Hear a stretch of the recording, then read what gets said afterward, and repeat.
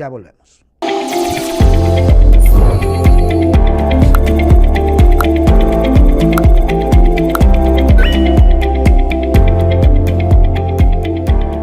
Amigos, buenos días, bienvenidos a Capital de Idea.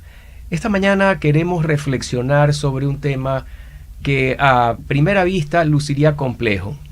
Y cuando tomo la palabra o uso la palabra reflexionar, realmente es quizá la más pertinente para el diálogo que vamos a sostener esta mañana.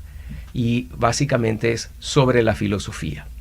Y vamos a filosofar con alguien que decidió justamente estudiar eso como una opción de vida, como una carrera universitaria, uniéndola o consolidándola con la formación en Derecho, y que realmente he tenido el gusto de tratarlo ya de un tiempo atrás, y no va de la mano su edad con la madurez y el conocimiento y la charla riquísima que se puede mantener con él de muchos temas, pero en particular lo que nos ha unido en este último tiempo, que es el interés por la filosofía.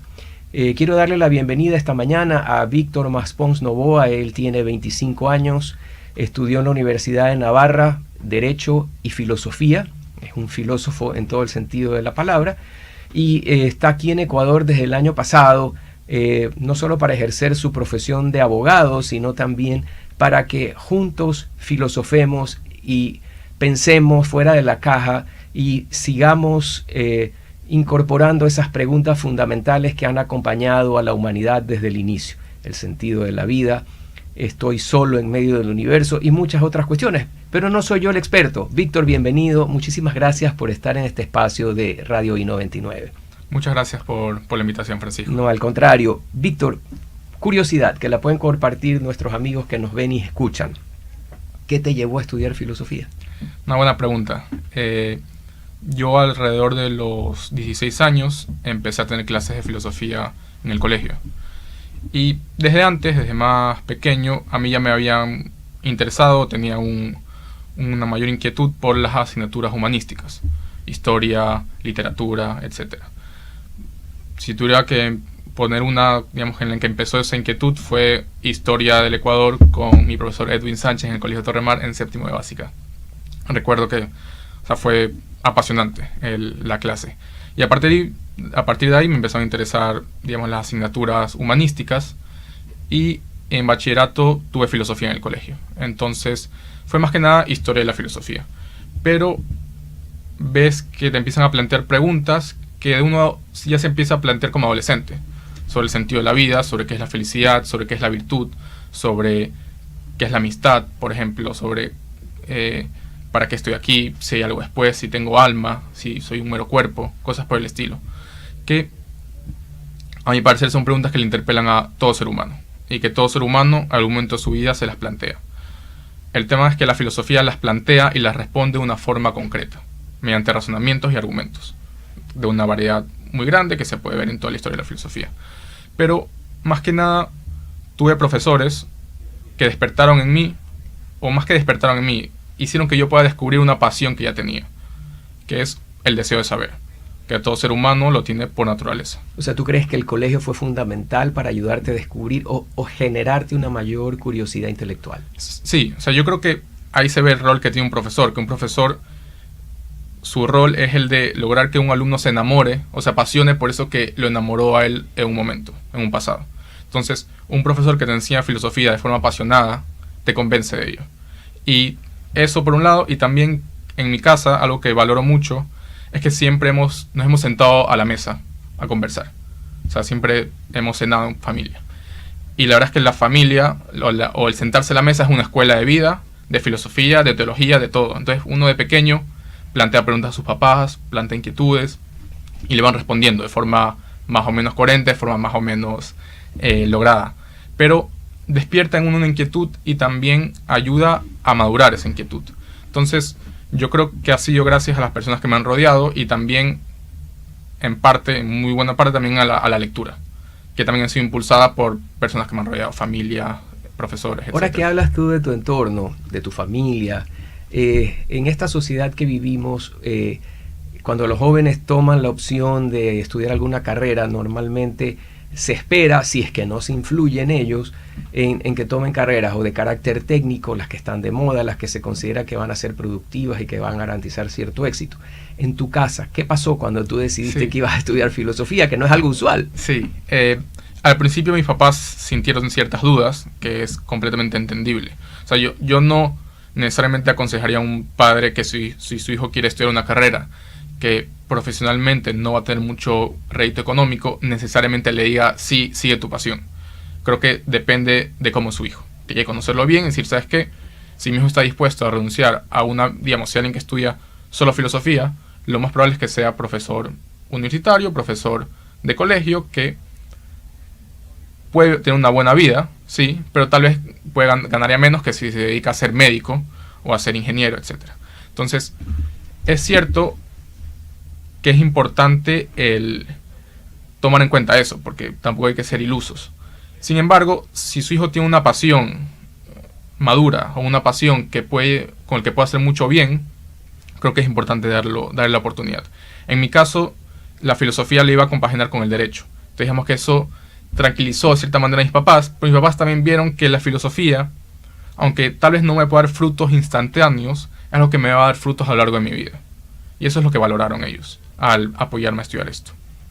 Y gracias, Víctor, qué bueno que compartas esta historia, porque a todos los que somos o son padres, sobre todo de aquellos jóvenes que están a punto de tomar una decisión de vida profesional, sí es importante que los impulsos, las ayudas, los consejos sean realmente muy pertinentes. Y yo no tengo nada más que agregar porque tú lo has dicho perfecto. Ahora más bien entremos a una parte, ya que nos has compartido una parte íntima de tu vida.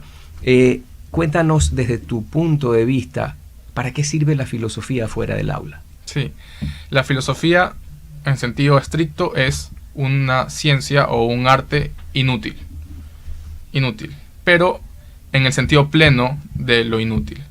¿Por qué? Porque normalmente pensamos que lo inútil es lo que no sirve para nada, pero en realidad los clásicos, por ejemplo, tenían una noción de lo inútil como aquello que es lo más alto. ¿Por qué? Porque no está al servicio de nada superior. Por ejemplo, uno trabaja, ¿para qué? Para adquirir medios para vivir. En cambio, el trabajo resulta útil. ¿Por qué? Porque me da dinero. Además de que sirve a la sociedad, otorga servicios, etc. Pero la filosofía es una de esas actividades humanas que no está al servicio de una actividad ulterior, sino que es un fin en sí mismo. ¿Por qué? Porque su fin es el propio conocimiento, es el propio saber. Entonces, ¿la filosofía para qué te sirve? Para aprender, para conocer la verdad, para buscar la verdad. Y hay un libro muy conocido, muy famoso sobre esto, que se llama La utilidad de lo inútil, de un filósofo italiano que se llama Nuccio Ordine, que fue príncipe de Asturias en España, ganó el premio Príncipe de Asturias, que pone ejemplos históricos y de la literatura, de pensadores, que por buscar el saber por el saber, lograron muchos éxitos en muchas áreas. O sea, es decir que la filosofía es una de esas prácticas que es un fin en sí mismo. O sea que la propia actividad ya es una ganancia. O sea, el propio buscar la verdad, leer, enfrentarse a argumentos, eso ya es una ganancia en sí mismo para la persona que lo practica. Entonces, es algo que tal vez no veas frutos instantáneos, pero sí a lo largo de tu vida. Más que nada porque te transforma como persona. O sea, te lleva a planificar una de las cualidades propias del ser humano, que es el espíritu.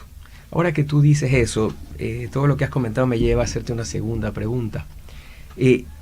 ¿La filosofía sirve, te entrena para pensar mejor? Sí, o sea, la filosofía propiamente, claro, hay varias filosofías, hay muchas formas de hacer filosofía, hay muchas tradiciones de pensamiento.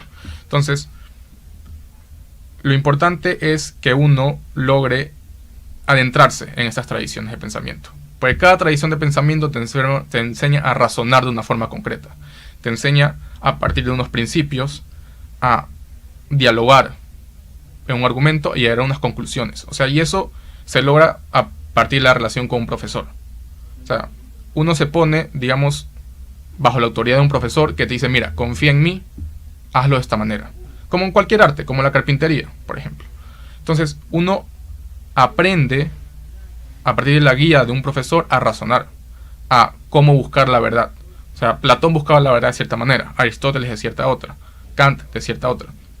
pero es un ejercicio de razonamiento. Y más que nada es poner en práctica las propias potencias y las propias aptitudes que tiene el ser humano, que es la razón, el entendimiento. O sea, lo que tú acabas de decir me lleva a pensar que la filosofía también te sirve para ordenar tu vida, para darte un norte rector, por decirlo así. Sí, la filosofía, y por eso es muy importante que se enseñe filosofía en el bachillerato y en universidad, no solo a estudiantes de filosofía, sino que haya un pensum humanístico para personas de todas las carreras. ¿Por qué? Porque te interpela a ti en tus facultades como ser humano. O sea, te enseña verdades o te enseña a cuestionarte sobre problemas existenciales que vas a tener en tu vida. Sobre cuál es el sentido de la vida. O sea, ¿para qué vale la pena vivir? Que son preguntas que todos los jóvenes se hacen. Y son preguntas que tienen respuestas en su actuar concreto.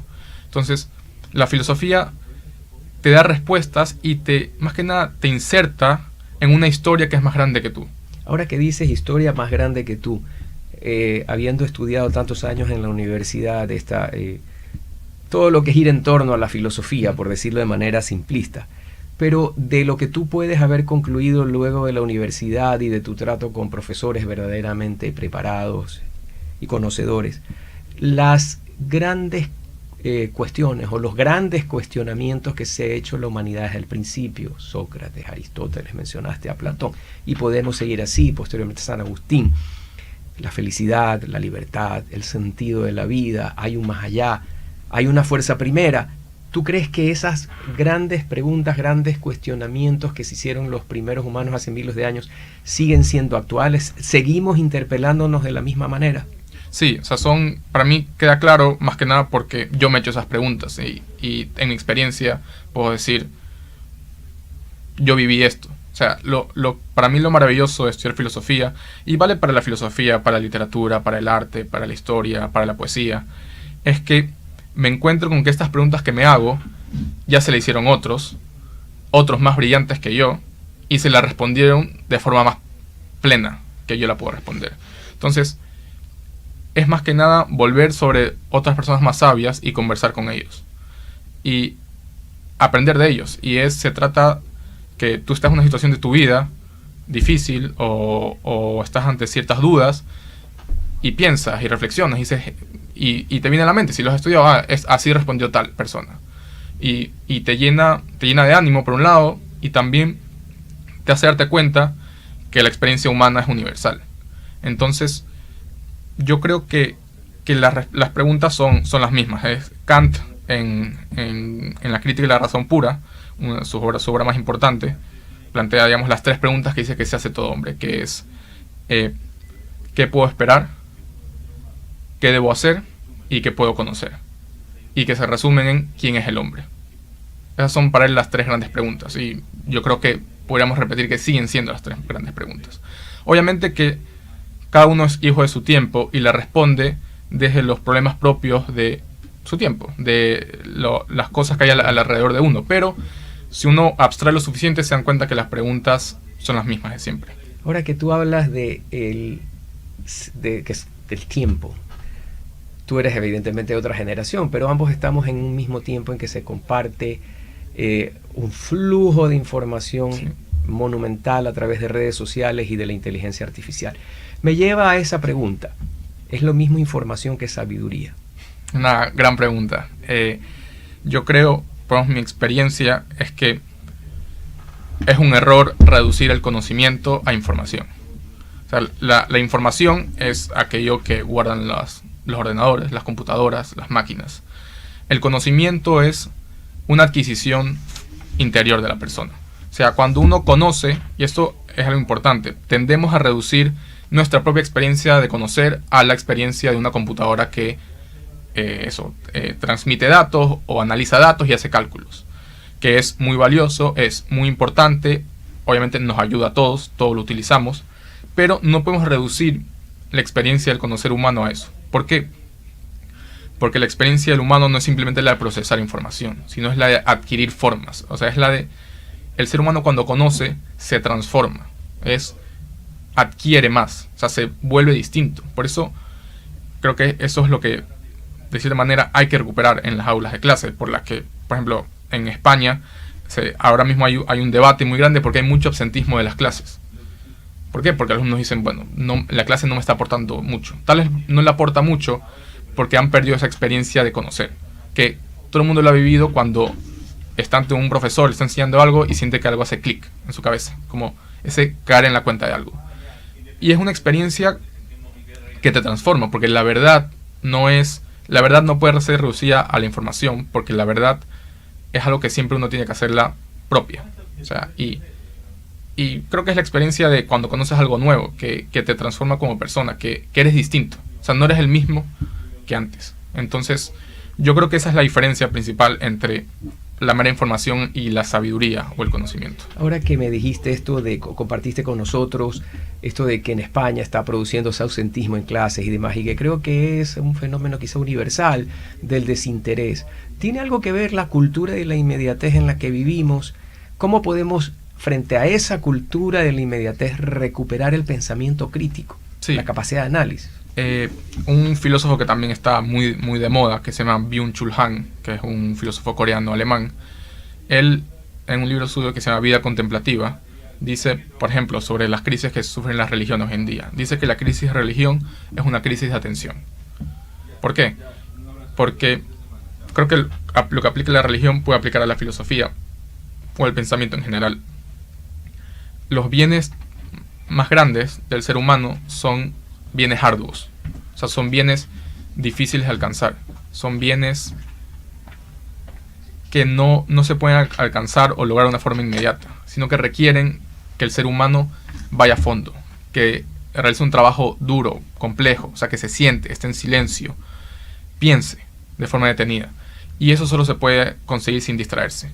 O sea, el problema, digamos, de la inmediatez es que no nos capacita o nos perjudica nuestras habilidades para lograr esos bienes que no son tan fáciles de conseguir, pero que resultan mucho más valiosos. O sea, una amistad duradera requiere atención profunda. Acabar un buen libro y disfrutarlo. O sea, muchos de los bienes y los placeres más fecundos son aquellos que requieren de una atención prolongada. Y yo creo que el rol de los saberes humanísticos hoy en día es lograr que el hombre vuelva a ser más plenamente humano en ese sentido, que vuelva a recuperar su atención en bienes y placeres valiosos. Ahora que dices eso, y para concluir, porque el espacio siempre tiene limitaciones de tiempo, pero todo esto tan interesante que me deja, a pesar de ya de no ser un joven, también a uno lo cuestiona, porque vale la pena todos los días, frente a lo que decía hace un rato, esta cultura de la inmediatez que gobierna no solamente la información, las redes, sino también la vida diaria de las personas, y con lo que dices, volverse a replantear la esencia de la vida y dar atención a la gente que vive contigo, atención en lo que estás haciendo, atención a tu trabajo, en fin. Me llega a hacerte la última pregunta.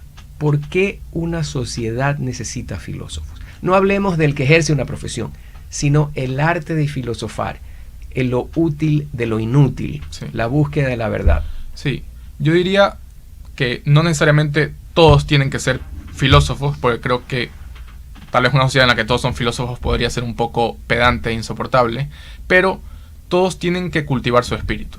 O sea, creo que eso es algo a lo que está llamado todo ser humano, sea por medio de la filosofía, de la literatura, la poesía, la música, el arte. Todos están llamados a cultivar su espíritu y en este cultivo descubrir la verdad, la belleza, el bien. Entonces, yo creo que es algo que lo necesitamos, además de los bienes que pueda tener, porque perfecciona la vida de cada uno, hace que cada uno viva más plenamente, de una forma más plenamente humana. ¿Por qué? Simplemente porque cultivas esas potencias propias de cada ser humano, que es su espíritu. Entonces, yo creo que eso es necesario y tampoco creo que es un tema para gente de clase alta o de élite, el cultivar su espíritu. O sea, yo creo que es esencial que se busque, eso es algo que pueda alcanzar a toda la sociedad, más que nada que todos tengan la oportunidad de hacerlo. O sea, que en un colegio fiscal se pueda leer en clase de literatura a Homero, que un migrante ecuatoriano que está en el exterior, habiendo leído eso en su juventud, pueda ver a su país con nostalgia y decir, ¿sabes qué? Así se sintió Ulises. Puede sonar así muy romántico, pero es importante que todo el mundo tenga estas herramientas, porque son historias a partir de las cuales configurar la propia vida. Entonces, yo creo que eso es lo más importante de la filosofía, la literatura, la poesía, el arte, que te permite entender tu vida como parte de una historia más grande que tú mismo. Gracias, Víctor. Realmente terminas tu intervención esta mañana con unas palabras muy, muy hermosas que creo que nuestro público va a saber aquilatarlas. Yo lo único que debo agregar y concluir es que efectivamente, en la medida que la sociedad compuesta por seres humanos, porque no existe aquello etéreo de sociedad, comunidad. Finalmente, la sociedad, la comunidad la componen seres humanos individuales. Pero en la medida que el órgano rector de la sociedad, el Estado, el gobierno y en micro, los colegios, las familias, continúen en este apartamiento de la búsqueda de la verdad, todo forjado en la cultura de la inmediatez, sin darle un sentido trascendente a la vida, cualquiera que éste sea. Pero como tú dices, si no hay un cultivo, no hay un apegamiento a la verdad, a la belleza, a lo estético, a lo sagrado, evidentemente las sociedades van perdiendo su norte. Y quizá justamente en la reflexión de esta mañana es que podamos encontrar, al menos vislumbrar, que parte de los problemas que vivimos el día de hoy como humanidad justamente está por haber abandonado lamentablemente una lenta senda que nos puede conducir lamentablemente a un suicidio general, hablando no literalmente, sí, pero que efectivamente la sociedad en general pierda el sentido de lo que es la vida. Víctor, qué grata charla que hemos tenido esta mañana. Yo la he disfrutado un montón. Espero que nuestros amigos de I99 también. Ojalá tengamos la oportunidad el día de mañana de volvernos a encontrar y conversar de algunos de estos tópicos que nos obligan a salir de la caja. Amigos, muchas gracias por su sintonía. Nos vemos la siguiente semana.